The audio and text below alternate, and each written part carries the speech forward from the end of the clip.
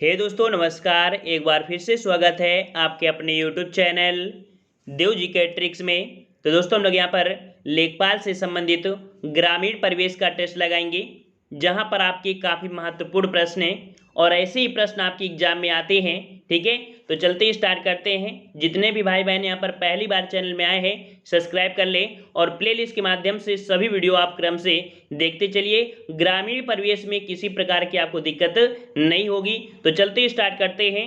यहाँ पर आपका पहला प्रश्न है कि खसरा और खतौनी कौन तैयार करता है, जो कि ये प्रश्न आपका पिछले वीडियो में था। थोड़ा सा विवादित प्रश्न था, लेकिन इसमें से सुधार आपका किया गया है। सुधार क्या है आप देख पा रहे हैं कि जो आपका पटवारी था वो अलग था, लेखपाल आपका अलग था। जो लेखपाल था वो आपके कानून गो के साथ था। तो काफी बच्चे लेखपाल को देख के सही कर रहे थे, बल्कि यहाँ पर कानून गो का काम अलग होता है, लेखपाल का काम अलग होता है। लेखपाल खसरा और खतौनी तैयार करता है और जो कानून गो होता है वो उसे चेक करता है। तो इस कारण से हम लोगों ने यहाँ पर सी वाले ऑप्शन को गलत कर दिया था। अब यहाँ पर आपका पटवारी या लेखपाल जो कि हमने कर दिया है, इसमें से पूर्णतः आपका डी यहाँ पर सही हो जाएगा। हाँ, यहाँ पर एक प्रश्न और भी बन सकता है। प्रश्न क्या बन सकता है कि अगर पटवारी यहाँ पर ना हो, पटवारी ना हो तो शुद्ध हम इसे मानेंगे, क्योंकि उत्तर प्रदेश में पटवारी चीज आपका हट चुका है। पटवारी का ही नाम क्या हो गया आपका लेखपाल हो गया है। लेकिन बहुत ऐसे राज्य हैं जहां पर अभी भी आपके पटवारी चलता है। ठीक है, तो समझ में आ गया ना। तो शुद्ध कब माना जाएगा, जब लेखपाल बिल्कुल से आपका अलग होगा। लेकिन अगर इस प्रकार के ऑप्शन आते हैं तो आप आंसर आप डी लगाएंगे, ना कि कानून को लगाएंगे, क्योंकि कानून को काम होता है आपकी खसरा और खतौनी को चेक करना। अब समझ में आ गया ना। चलिए अगले प्रश्न को बढ़ते हैं। प्रश्न आपसे अगला पूछा गया है कि निम्नलिखित में से कौन ग्रामीण क्षेत्र का जमीनी कर्ता धर्ता होता है। जमीनी कर्ता धर्ता जो आपका होता है ये आपका कौन सा होता है, तो याद रखिए आपका कौन, तो आपका लेखपाल याद रहेगा। आपका दिया है कि ब्रिटिश शासन के दौरान उत्तर प्रदेश में भूमि पंजीकरण किस अधिकारी द्वारा किया जाता था। किस अधिकारी के द्वारा किया जाता था, तो याद रखिएगा कि उस समय यहाँ पर जो आपके थे, आपके कह सकते हैं नाम तो पटवारी हुआ करता था या कह सकते अदर भी, लेकिन आपको ऑप्शन के अनुसार लगाना है तो आपका यहाँ पर लेखपाल हो जाएगा। ऑप्शन आपका सी सही हो जाएगा। ठीक है, और अगले प्रश्न को आते हैं। प्रश्न आपसे अगला है कि जमाबंदी से तात्पर्य क्या है। जमाबंदी, जमाबंदी से तात्पर्य क्या हो जाएगा, यहाँ पर 4 का जवाब हो और 4 का ऑप्शन राइट आपका जवाब हो जाएगा। ऑप्शन आपका सी भू अधिकारों के प्रलेख से। ठीक है, जमाबंदी से क्या तात्पर्य है, तो भू अधिकारों के प्रलेख से है। तो इस प्रकार से ऑप्शन राइट आपका यहाँ पर सी सही हो जाएगा। नेक्स्ट प्रश्न को आते हैं। रिकॉर्ड कौन सा है, यहाँ पर याद रखिएगा कि ये जो आपका होता है इसे हम लोग बोलते हैं गिरदावारी। क्या बोलते हैं इसे, भू कृषि का रिकॉर्ड कौन सा है, तो ये आपका है गिरदावारी होता है। ठीक है, ऑप्शन आपका यहाँ पर ए सही हो जाएगा। और अगले प्रश्न को आते हैं। प्रश्न आपसे अगला पूछा है कि किसान बही किसके द्वारा प्रदान किया जाता है। किसान बही किसके द्वारा प्रदान किया जाता है। किसान बही याद रखिए यह आपके कलेक्टर के द्वारा, किसके द्वारा, तो आपके कलेक्टर के द्वारा प्रदान किया जाता है। ठीक है, और अगला प्रश्न आपका दिया है कि भू राजस्व अधिनियम 2016 के अंतर्गत किसी डिक्री या आदेश की तारीख से कितने दिन के भीतर अपील की जा सकती है।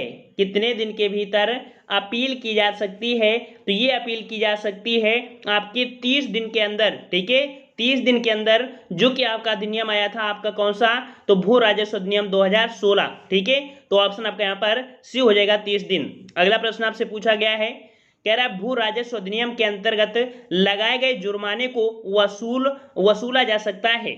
भू राजस्व अधिनियम के अंतर्गत लगाए गए जुर्माने को वसूल करता है, कौन वसूल करता है, तो याद रखिएगा कि जुर्माने को वसूल किया जाता है किस भांति, तो भू राजस्व की भांति वसूल किया जाता है। ठीक है, अगर भू राजस्व अधिनियम के तहत आपका लगाया गया है तो जुर्माने को किस प्रकार से, तो आपके भू राजस्व की भांति वसूल किया जाता है। तो ऑप्शन राइट आपका सी हो जाएगा। अगला प्रश्न आपका है कि कृषि वर्ष कब प्रारंभ होता है। कृषि वर्ष कब प्रारंभ होता है, तो याद रखिए कृषि वर्ष होता है आपके 1 जुलाई से। याद रखिएगा, काफी अच्छे प्रश्न आपके हैं। तो कृषि वर्ष प्रारंभ होता है आपके कब, तो 9 का ऑप्शन आपका सी हो जाएगा 1 जुलाई से। और अगला प्रश्न है कि कृषि वर्ष कब समाप्त होता है, कब समाप्त होता है, तो समाप्त कब हो जाएगा, तो उसके पहले वाली जो आपकी डेट होगी कौन, 30 जून, ठीक है, 30 जून को समाप्त होती है। इसी कारण से आपकी 1 जुलाई को स्टार्ट होती है, ठीक है। जैसे कि आपके भारत का वित्तीय वर्ष होता है, ठीक है, वैसे ही इसी प्रकार से होता है कि जब आपका इसकी शुरुआत होगी तो पिछले वाला एंड आपका कह सकते हो उसका एंड हो जाएगा। और अगला प्रश्न आपका है कि निम्न से कौन सी भूमि कृषि भूमि मतलब भूमि कृषि भूमि है, निम्न से कौन सी भूमि कृषि भूमि है। कृषि भूमि आपसे पूछा है कि कृषि भूमि आपकी कौन सी है। यहाँ पर आपका जवाब हो जाएगा कि देखिए कृषि उद्यान भूमि, दुग्ध उद्योग, पशु चारा, ये आपके कह सकते हैं कृषि के ही अंतर्गत आते हैं। ऑप्शन आपका डी हो जाएगा, उपयुक्त सभी हो जाएंगे। अगला प्रश्न आपका है कि राजस्व परिषद के अध्यक्ष की नियुक्ति कौन करता है। राजस्व परिषद के अध्यक्ष की नियुक्ति कौन करता है, कौन करता है, तो याद रखिएगा ऑप्शन राइट आपका 12 का हो जाएगा बी, आपका राज्य सरकार करता है। याद रखिए कि राजस्व परिषद के अध्यक्ष की नियुक्ति कौन करते हैं, तो आपके राज्य सरकार करता है। ऑप्शन राइट आपका यहाँ पर बी हो जाएगा।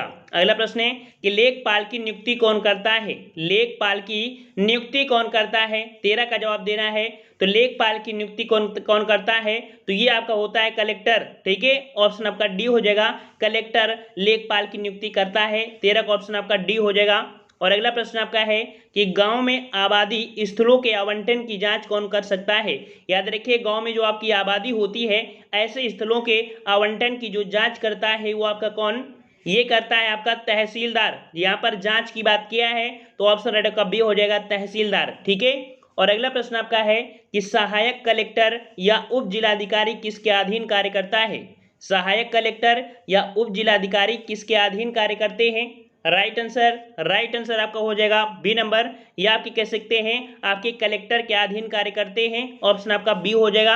अगला प्रश्न है कि गांव की सूची के रजिस्टर का पुनरीक्षण कौन करता है। गांव के सूची के रजिस्टर का पुनरीक्षण जो करता है ये आपका कौन है, तो ये आपका कलेक्टर ही करता है। ऑप्शन आपका 16 का डी हो जाएगा। अगले प्रश्न को आते हैं। प्रश्न आपसे अगला है कि ग्राम सूची के रजिस्टर का पुनरीक्षण कितने वर्ष बाद किया जाता है। ग्राम सूची के रजिस्टर का पुनरीक्षण कितने वर्ष बाद किया जाता है, तो 17 का जवाब हो जाएगा। ऑप्शन आपका ए हो जाएगा, ये आपका होता है पुनरीक्षण होता है 5 वर्ष के बाद, ठीक है। ऑप्शन आपका ए सही हो जाएगा। अगला प्रश्न आपका है कि नक्शा, खसरा या खतौनी में किसी गलती या भूल सुधार के लिए किसको प्रार्थना पत्र दिया जाता है। याद रखिए अगर किसी नक्शे में या खसरा में या खतौनी में अगर किसी प्रकार की भूल या सुधार करना है या गलती हो जाती है तो ये प्रार्थना पत्र जो दिया जाता है ये आपके तहसीलदार को दिया जाता है।